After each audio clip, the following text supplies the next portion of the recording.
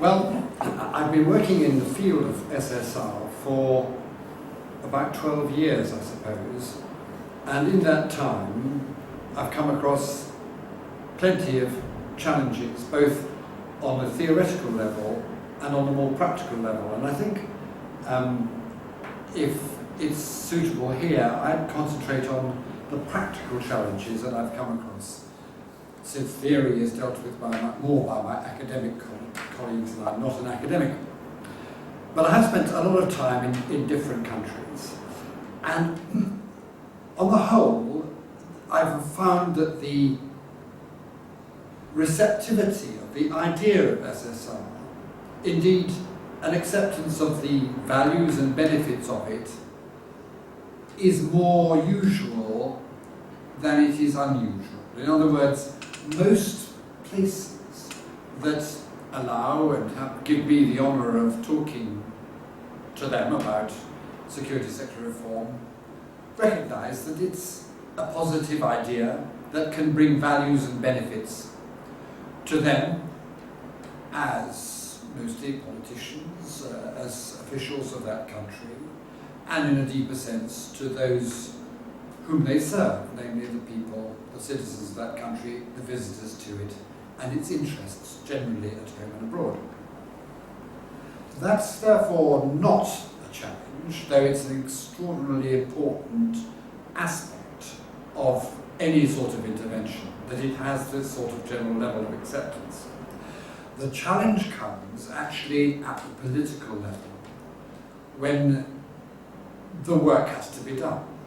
Let us not forget that this is complicated, demanding, and intellectually quite challenging work that's very often undertaken by officials who have a day job, who have other things to do. And it's an extra which, in many cases, loads them with a level of work which is actually going beyond their natural capacity.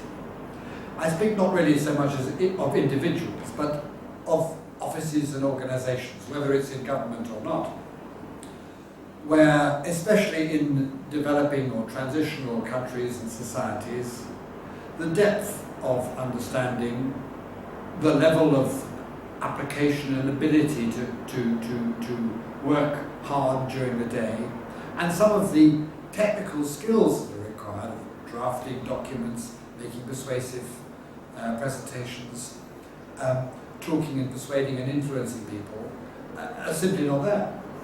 Or if they're there, they're so in demand that getting, as it were, airtime for SSR is actually a real problem. So this is a very usual, very common, and very serious practical challenge. Secondly, the challenge of endorsement from the highest level. SSR, as we know, involves a wide range of actors and stakeholders in any country. But it also needs a champion, a leader. And they're not difficult to find, but they're difficult to find at a high enough level. In fact, I'd go so far to say that unless you have something like presidential support, the top level, the highest level of government, your chances of success are diminished. It's not impossible to get by with a senior minister, a senior cabinet minister, but if it's not known about by the president and supported by him or her, we're not going to have such a good chance of success. Those are two institutional and organizational problems. My third challenge, and here I'll finish what I'm saying about local challenges, is the challenge faced when dealing with non-governmental stakeholders. And I don't mean to be rude or disparage the efforts or intentions of those who see SSR in some way as the doorway to sometimes donor funding, but to influence in certain single issue directions. It might be valuable directions. It might be gender, for example, extremely important, but in directions which actually only tackle one or perhaps a very small number of the overall objectives that the SSR program that is being talked about deals with. And the trouble is that these interventions or these single interest aspects that civil society sometimes, not always, but sometimes bring, can put out of balance the overall SSR program that's being built up. So there are three practical challenges. I wouldn't have said that they happen all the time. I wouldn't have said that they're particularly universal, but they do occur, and they've occurred, in my experience, more often than not. How do you deal with them? This is a matter of different, as it were, strategies, but very often I found that the support of a senior level of political support in the home country is very important. Uncompromising and to some extent a free hand to spend money.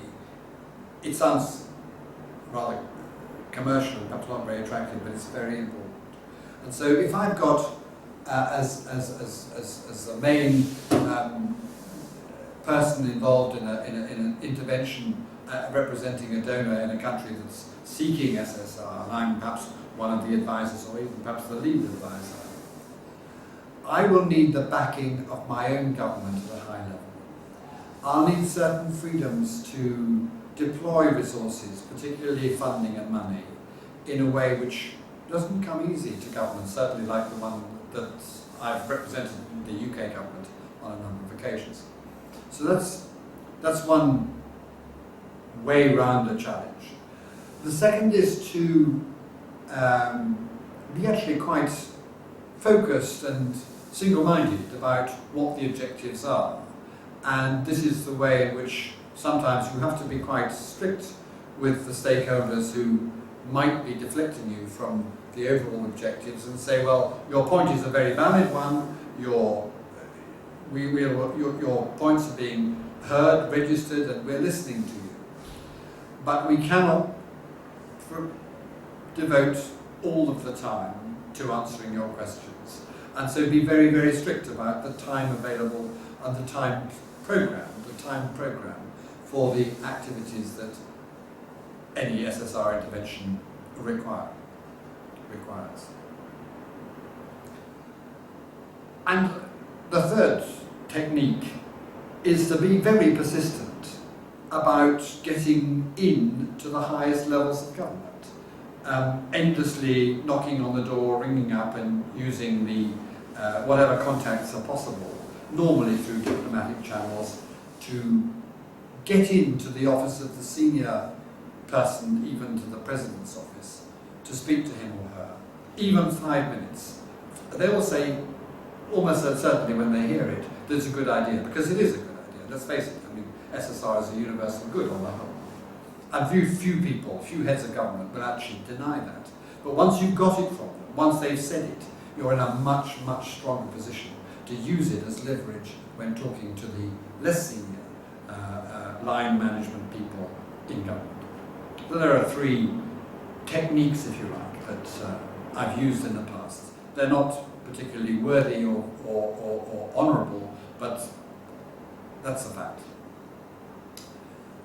Let me lastly provide just one example. In fact, I'm not going to name the country because I don't think it's appropriate to do so, but it's a country in Africa where I had the pleasure and the privilege of working over a period of about 3 years. And by the way, working for anything less than about that time is almost certain not to complete the job.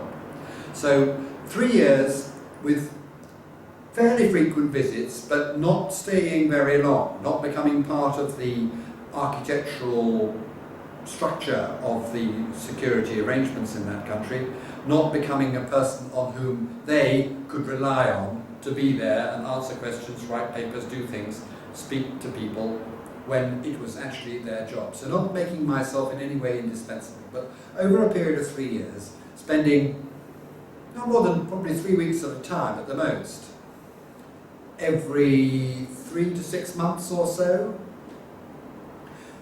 building a very close relationship, in fact a good friendship in fact, with the nominated official who led the programme in the country, a man in this case who I continue to be friends with, whom I admired enormously, and whose efforts really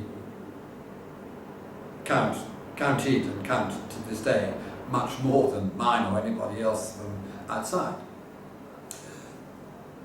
The challenges were severe.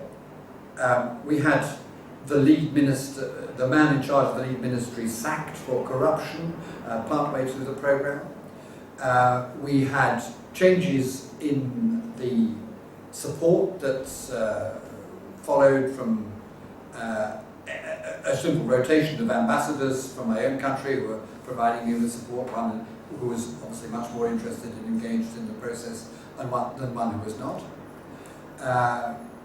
We had some funding issues because, again, a practical problem. I could only guarantee to be there and support it for a year at a time because nobody was prepared to commit funds for this intervention for longer than a year ahead, the financial year ahead. So I had about 18 months of confidence that I had money and about 6 months to a year beyond that where I didn't know if I was going to be allowed to visit or to use funds at my discretion in country.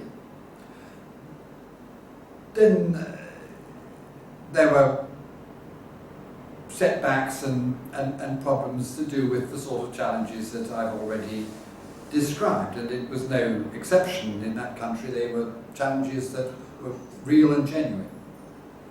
But we persisted, and what we saw as the marker for success was the production of a paper. Now I know this is well recognised to be, a paper is only the beginning, it's action that you want to see, but it was a paper that passed through Cabinet, became a formal government-supported document, which contained in it some fairly straightforward and fairly simple steps and actions which we knew would be taken over the course of an implementation programme period lasting perhaps 3 to 5 years, and which had not only just the endorsement of the Cabinet, but the strong backing of a Cabinet member whose responsibility and political future, incidentally, political career and success story, demanded that he achieved success. So the omens at the end of a 3-year period of gestation were good when we produced a paper that did go through Cabinet with remarkably few changes. And I say we, I mean it was a locally produced. I didn't have any part in the writing of it. It was written locally by local hands, in the hands of local officials. That was accompanied by a very good local communication strategy which reached out to the civil society groups that had, both those who'd been involved, those who'd actually sometimes been rejected by them and us, and those who had at that stage had very little knowledge or understanding or information about the programme. That was well organised and well arranged, and above all, we had a political commitment to do something to follow up the Cabinet agreed document. I've monitored it since then. I haven't played any great part. I've actually not been back to the country, but I've been in touch with my friends who I worked with. And I can report that success, in our terms, modest though it may have been, we didn't have any grandiose ideas, but changes in the way that the security sector was structured, was funded, changes in particular the way in which the monitoring and evaluation of work across the sector was done, and changes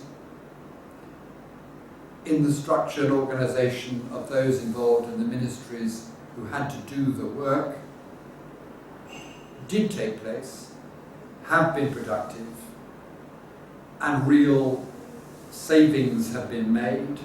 And I think, though it's very hard to judge outcomes and impacts at this still early stage, security has been improved in that country. I'm sorry not to be able to say it, but I would like first to check with them before I mentioned it by name, if that's all right. I hope that's a contribution, and I'm happy to do so. I've been a supporter of ASSET for a number of years now, and the organisation and institution I work for is keen to continue that support.